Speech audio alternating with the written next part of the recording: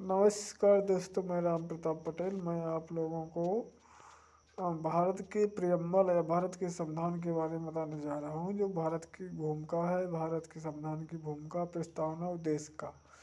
इसमें कहा गया है कि हम भारत के लोग भारत को एक संपूर्ण प्रभुत्व संपन्न समाजवादी पंथनिरपेक्ष लोकतंत्रात्मक गणराज्य बनाने के लिए उसके समस्त नागरिकों को सामाजिक, आर्थिक, राजनैतिक न्याय, विचार, व्यक्ति विश्वास, धर्म और उपासना स्वतंत्रता, प्रतिष्ठा, डिग्निटी, अवसर की समानता प्राप्त करने के लिए तथा सब व्यक्ति की गरिमा और राष्ट्र की एकता, अखंडता सुनिश्चित करने के लिए, बंधुता बढ़ाने के लिए दृढ़ संकल्प होकर अपनी इस संविधान सभा में कुछ तारीख इस स्मृति मार्गशीर्ष शुक्ल सम्मति 2006 द्वारा संविधान अंगीकृत संविधान समर्पित करते हैं।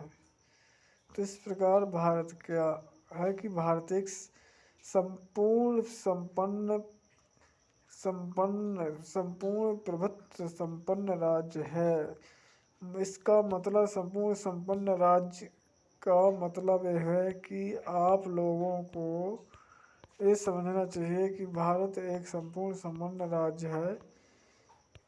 संपूर्ण संपन्न राज्य है। इसके लिए आप लोगों को समाजवादी या यह प्रस्तावना दावा करती है कि भारत एक संपूर्ण देश है। संपूर्ण प्रभुता शब्द का अर्थ है भारत किसी भी विदेशी और आंतरिक शक्ति के नियंत्रण से संपूर्णता मुक्त रहेगा। अतः मतलब ये हुआ कि भारत किसी भी विदेशी देश के दबाव में कोई कार्य नहीं करेगा, अपनी निर्णय डिसीजन स्वयं लेगा या किसी व्यक्ति के उससे नहीं होगा। भारत के लोग ही यहाँ इसमें डिसीजन लेंगे। समाजवादी शब्द, सोशलिस्ट शब्द, सामाजिक शब्द जो जोड़ा गया था, तो ये समाजवादी शब्द जोड़ा गया था आपका 1976 में 42वें संविधान संशोधन में। इसका ये बताता है कि जो भी सरकार काम करेगी समाज के लिए करेगी, पर्सनल किसी व्यक्ति के लिए काम नहीं करेगी।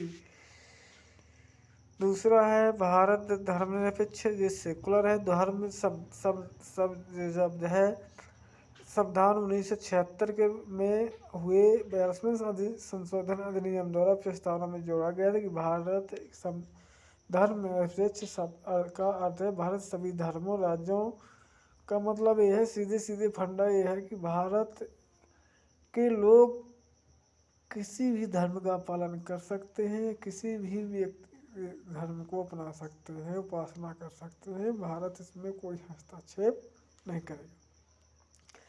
डेमोक्रेटिक कंट्री है, ये आप लोगों को पता है कि जिसका भारत सरकार लोकतांत्रिक शब्द का अर्थ है संविधान किसी स्थापना एक सरकार के रूप में होती है। चुनाव के माध्यम से लोगों द्वारा निर्वाचित होकर अधिकार प्राप्त होते हैं। संविधान इस बात की पुष्टि करता है कि भारत एक लोकतांत्रिक देश है, जिसका अर्थ है सर्वोच्च सत्ता के लोगों के हाथ में है।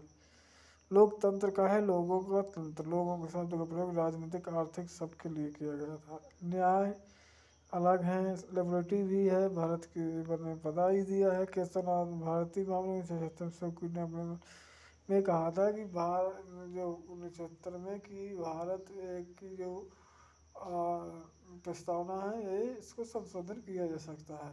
किस आर्टिकल की तरह 1963 आर्टिकल की तरह। जय हिंद दोस्तों।